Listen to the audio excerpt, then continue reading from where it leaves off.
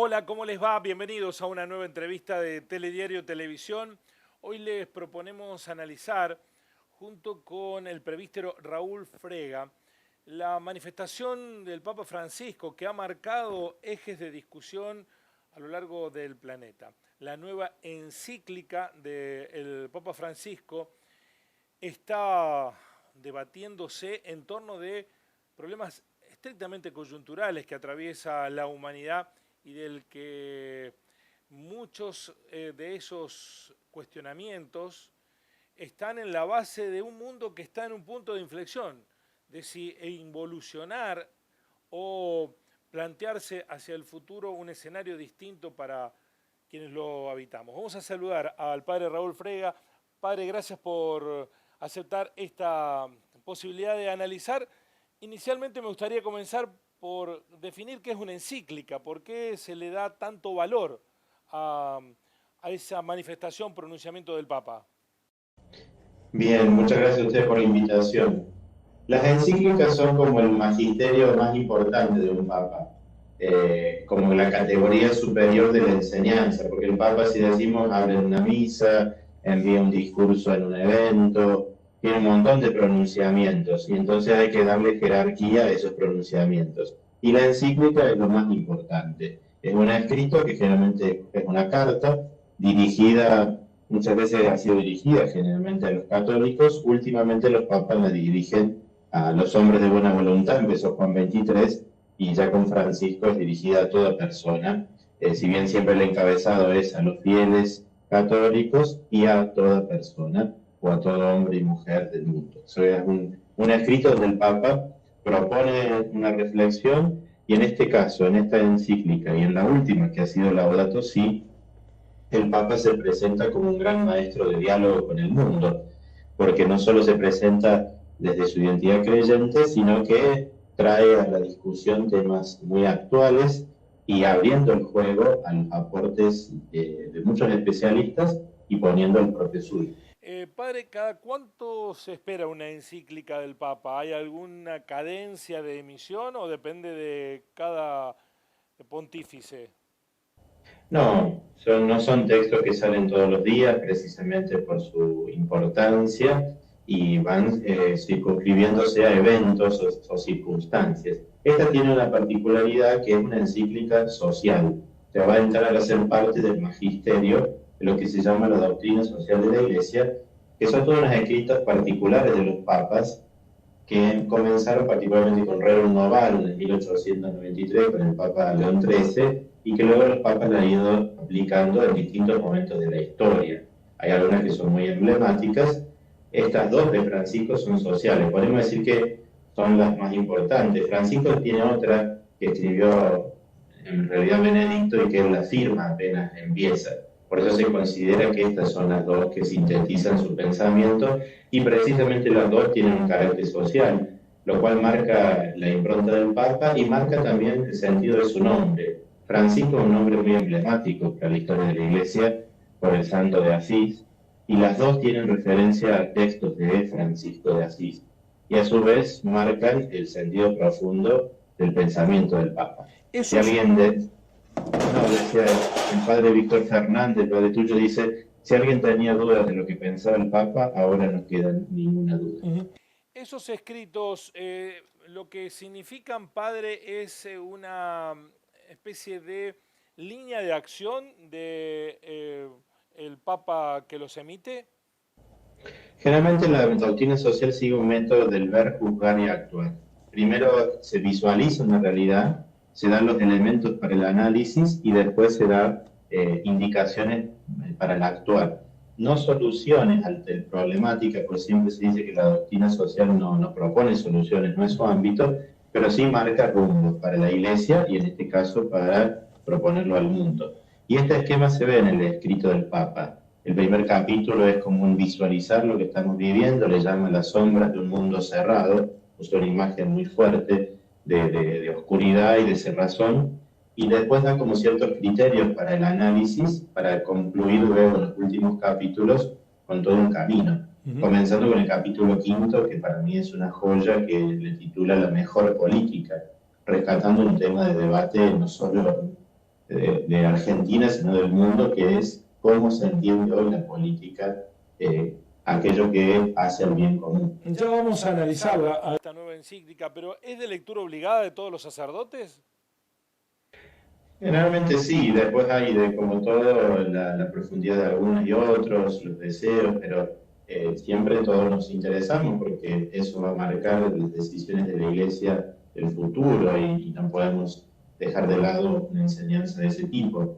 Uno puede no leer todos los discursos del Papa, como decía, o todas sus intervenciones, pero ya obviar una encíclica es imposible porque toda la acción de la Iglesia después de una encíclica camina en dirección a lo que marca precisamente ese escrito.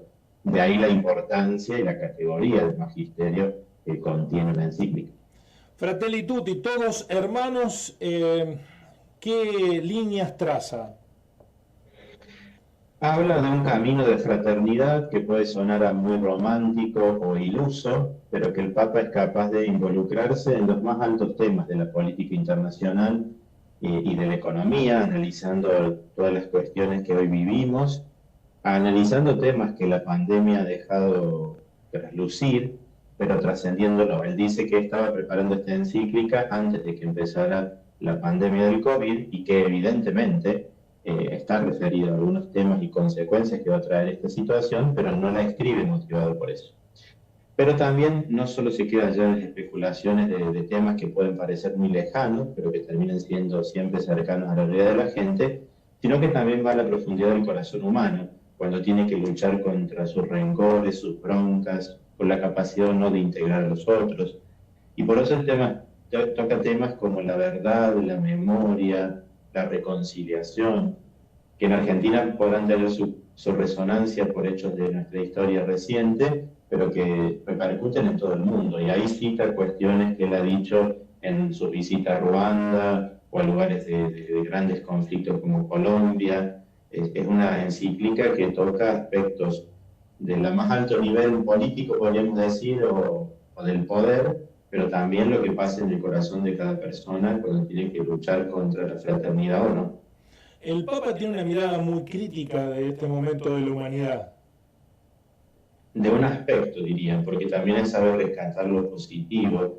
Él dice que las crisis sacan lo mejor y lo peor de nosotros, y las crisis también posibilitan que salgamos o mejores o peores, que no hay matices. Y por lo tanto, con esa crudeza, critica algunos aspectos del presente, sobre todo el sistema económico financiero, habla de que el sistema no lo puede resolver todo, habla también de ciertos populismos que terminan utilizando a las personas, ya sea de izquierda o de derecha, habla de ciertas fragmentaciones que el mundo sufre en sus líderes y que sufre también en las relaciones humanas cotidianas. Él describe allí muchas situaciones de fragmentación social y a su vez también sabe leer algunos signos positivos del trabajo de los pueblos por organizarse, las luchas de algunos lugares para buscar tierra, techo, trabajo, vivienda, la búsqueda también de las mujeres por hacer oír su voz. Hay muchos aspectos que también rescatan. Hablando de los planteos ligados con el comportamiento político de algunas sociedades, el Papa en algunos ámbitos es cuestionado por justamente su proximidad con los sectores más postergados. Algunos lo descalifican diciéndole un Papa populista por eso. Él es terriblemente popular, si vamos al caso, y en la encíclica aborda la temática en torno a este tema, porque él habla de los populismos, que es una deformación de la mirada presente al pueblo. Recordemos que la democracia es el gobierno del pueblo, y la palabra pueblo resuena de una manera particular en el pensamiento del Papa, como latinoamericano, como argentino, pero también porque el mundo ha utilizado esta categoría para su conveniencia. Y él habla, dice, hay líderes que están atentos al sentir de su pueblo, lo previenen, lo visualizan, lo defienden, pero hay otros que se aprovechan de los pueblos para sus propios beneficios. Entonces, y que hoy se ha hecho un abuso excesivo de esta categoría de populismos, populistas, y por eso él prefiere, creo que también, usar la palabra popular. Por eso apoya todo lo que tenga que ver con la organización de los pueblos. De ahí la intención del Papa de poner el acento en los movimientos sociales y no tanto a veces en los movimientos políticos organizados o clásicos que están en crisis en todo el mundo, no solo en Argentina. Y que él, por eso siempre predicó que el cambio iba a venir de las bases. El capítulo 5 lo dedica a la crisis de la política en el mundo. Podría decirse que sí, pero afirmando la política. No es esa crítica que a veces escuchamos en nuestro país desprestigiando la política o creyendo que ella es una etapa superada o que no tiene solución. El Papa apuesta por la mejor política. Es que la Iglesia siempre lo ha hecho. Ya los últimos papas decían que la política es uno de los artes más bellos de trabajar por el bien común. Y hay un desarrollo ahí del Papa del tema del amor político que es una belleza. Y unas preguntas que hace al final de ese capítulo sobre la actividad de un político, que yo creo que si lo lee cualquier dirigente, no puede dejar de no sentirse conmovido. Él dice, ¿qué busco con mi acción? ¿Que me voten simplemente, dejar un mundo mejor, buscar agradarle a la gente o buscar que la gente viva mejor? Le da un sentido, porque detrás de la acción política, nosotros siempre vemos corrupción, manejos oscuros, pero en realidad cuando la política se transforma y es fuente de transformación, se puede hacer muchísimo bien.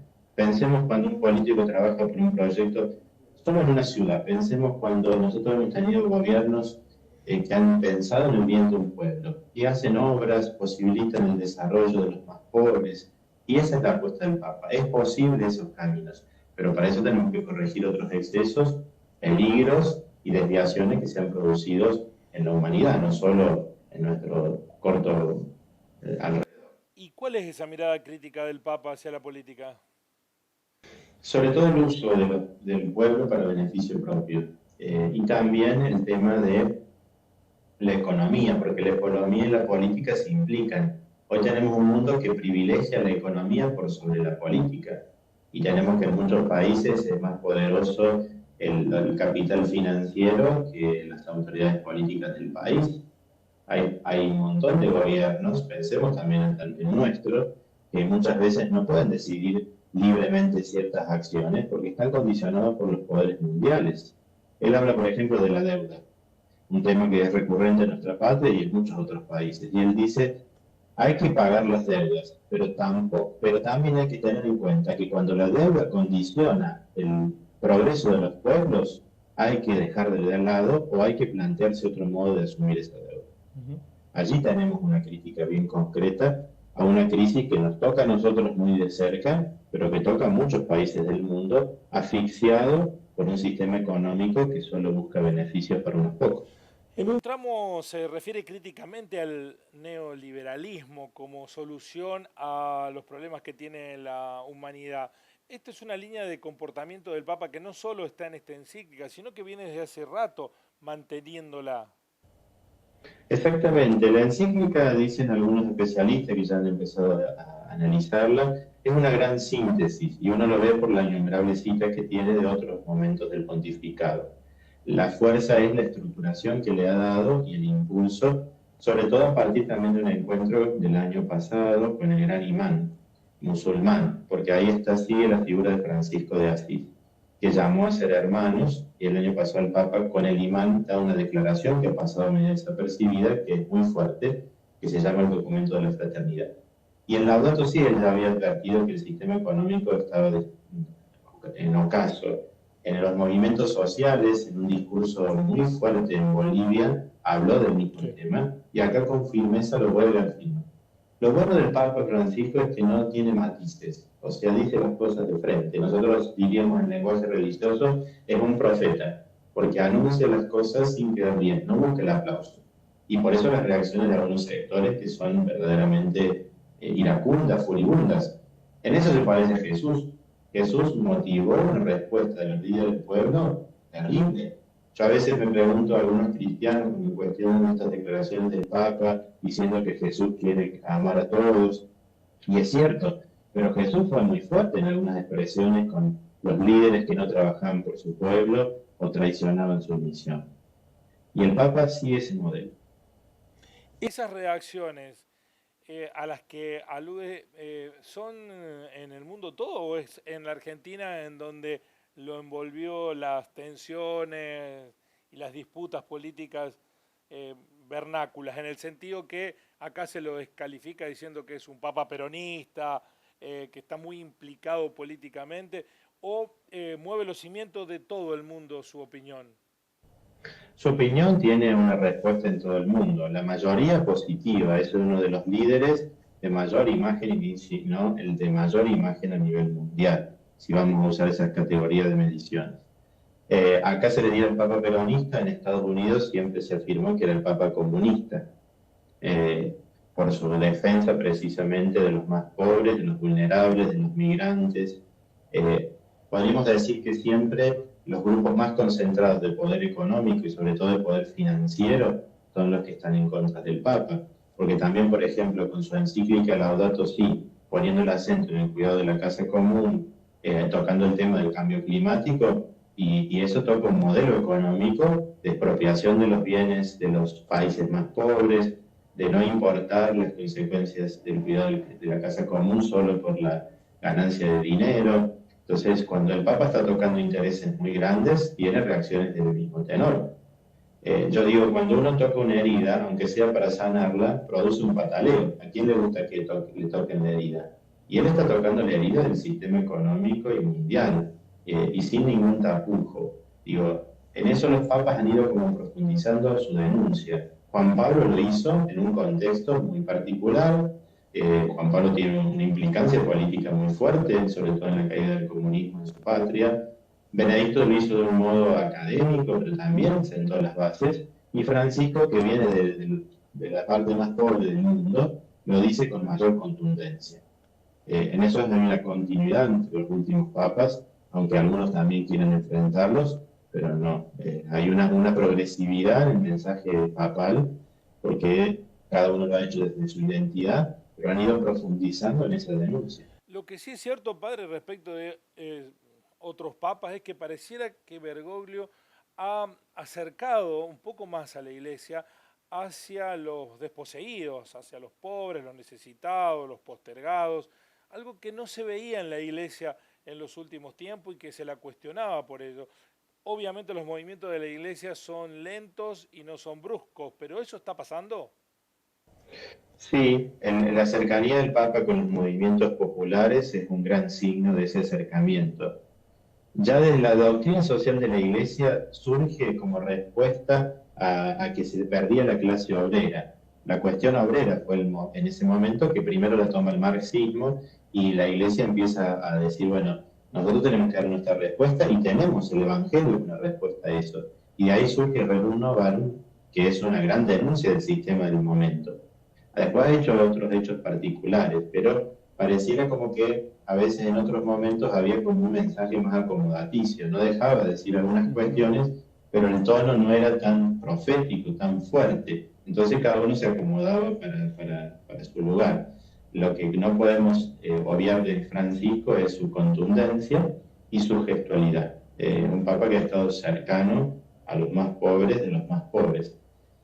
No niego, insisto, Juan Pablo tuvo una involucración muy fuerte en la lucha por la libertad en Polonia. Pensemos que él apoyó al movimiento de Lech Walesa, que termina cayendo el comunismo con todo lo que significaba en ese momento el poder de la Unión Soviética. O sea, no fue un papa que tampoco quedó en las ideas, se jugó, pero era otro contexto mundial y resonaba de otra manera porque era otro contexto histórico. El Papa al venir de Latinoamérica, inevitablemente que pone ante el mundo temáticas que tal vez no traía Benedicto o el mismo Juan Pablo. Y después la fuerte presencia del Papa en la periferia. Todos sus gestos más significativos, desde aquel primer viaje a Lampedusa, han sido para visualizar las heridas del mundo moderno. El tema de los migrantes es un tema que el Papa se ha involucrado fuertemente. En ese viaje que hizo el primero a Lampedusa, esta zona de Italia que recibe a los migrantes africanos, hace que él visualice esos temas. Padre, usted lo conoce a quien era el cardenal Bergoglio. ¿Entiende que está transitando su pontificado con la expectativa para él mismo satisfecha, más allá de lo que opinemos los demás respecto, ¿cree que se puede dar satisfecho por el recorrido realizado? Yo creo que sí, no sé, digo, el recorrido de un papa lo expresa generalmente en su discurso inaugural y en sus escritos iniciales. Él lo expresó en un documento que se llama Evangelii Gaudium, donde podemos decir están las bases de la iglesia del futuro, y hacia eso ha ido profundizando ese primer mensaje. Evidentemente que hay cosas que se quedan todavía en el proceso, pero ahí él dice dos cosas muy importantes, lo repite en Laudato Si. Lo importante es iniciar procesos y tejer redes, porque si uno quiere concentrar el poder en una sola persona, fracasa. Él ha iniciado procesos de cambio en la iglesia que ya no se pueden detener. Y como todo proceso, son procesuales, son por partes. Estamos en un avance y falta un montón de cosas, pero no le compete al Papa hacerlo todo. Y el tema de tejer redes también, porque si fuera todo en torno al Papa, que es un gran peligro argentino, el mesianismo, cuando esa persona desaparece, se cae todo lo que construyó. Es el gran problema que tenemos acá y en muchos lugares, cuando el proyecto no tiene sucesores. No sé cómo era ser el sucesor de Francisco, pero los procesos que él inició, inevitablemente, el que sea elegido va a tener que continuarlos con su impronta y su aporte, pero no los va a poder obviar. No va a decir, bueno, esa era mi idea de Francisco, ahora estoy yo. Sino, se inició un proceso que es irreversible. ¿Y cree que este proceso ha recuperado parte de la vitalidad perdida en su momento por la Iglesia, justamente por estar al calor de los poderosos que se olvidaba de la gente común, del católico de a pie? Ahí tenemos que ver a dónde acentuamos la vitalidad de la iglesia, porque la iglesia ha ido cambiando su centro de acción. Evidentemente que en Europa no está una iglesia vital. Es muy fuerte hoy en día la iglesia en África, con la cantidad de vocaciones. Está ingresando en el mundo asiático de una manera totalmente nueva. En América Latina está en un momento de transición después de haber sido un lugar fuerte. Sí, el Papa está logrando mayor visibilidad de la doctrina de la Iglesia y mayor trascendencia. Hoy no se puede obviar la palabra del Papa, y que en el fondo es la palabra de la Iglesia, ya sea para contradecirla, ya sea para atacarla, ya sea para continuarla. Una palabra del Papa, el que la deja de lado, está como dejando de lado una agenda mundial. Hoy los líderes mundiales están expresándose sobre Fratelli Tutti. En otro momento tal vez el Papa sacaba una enseñanza y bueno, quedaba circunscripto al mundo católico. Que hoy los líderes hayan usado su Twitter para dejar resonancia de su escrito, hablan de esta visibilidad del Papa. La vitalidad después hay que ver cómo se mide, si la medimos en números, en vocaciones, en importancia de la Iglesia, va muy variando en las épocas y en los lugares. Si hablamos de visibilidad y de trascendencia de la palabra papal, él ha logrado ser líder mundial. Y para finalizar, padre, agradeciéndole mucho, ¿usted cree que esta encíclica sienta las bases del nuevo mundo post pandemia en términos de organización institucional para que se tenga como referencia o da indicios de eso? Yo creo que sí. Yo creo que da indicios muy claros, porque sobre todo va a las fuentes, las bases de los problemas. Tal vez no encontramos todas las soluciones técnicas, no competen al Papa darlas, pero sí nos dice que si seguimos enfrentándonos, terminaremos destruyéndonos. Si seguimos primando el capital financiero por el productivo, no tendremos solución a las crisis económicas. Si terminamos despreciando al otro, el tema de los migrantes, que es un gran tema actual, nunca lo vamos a solucionar. Porque nos vamos a, él dice la cerrazón, por eso usa mucho el juego entre cerrazón y apertura. Es un tema que después se resuelve no solo en los grandes centros de poder, sino en el corazón y podríamos decir en el pueblo donde estamos. Porque allí es donde tenemos que cambiar esa mentalidad. Por eso habla de una cultura del encuentro, una forma de mirar las cosas y de enfrentarlas que nos lleva a encontrarnos. Es muy interesante el análisis que hace de los tres gritos de la Revolución Francesa: igualdad, libertad y fraternidad. Él dice que el mundo moderno trabajó en buscar igualdad y libertad, pero se olvidó de hacerlo de un fuerte deseo de fraternidad y por lo tanto siempre va a fracasar, porque nos falta crecer en fraternidad. Aunque parezca algo obvio, ese es el camino para seguir ese crecimiento que incluso era ideal de la modernidad. Y no sé si lo nombra o lo menciona, pero ¿qué rol le cabe a la democracia, hoy muy cuestionada en el mundo, en este nuevo tiempo que el Papa está indicando? La democracia de servir al pueblo, de volver a reafirmar el poder absoluto soberano del pueblo. Hoy el pueblo, podríamos decir, que no está gobernando, por más que vote. No lo dice el Papa, esto ya lo digo yo en interpretaciones, pero en base al espíritu, diría que tenemos que volver a sentar las bases desde las bases, porque la democracia del pueblo, como es la denominación, si vamos a la palabra democracia, podríamos decir que es hasta ficticia.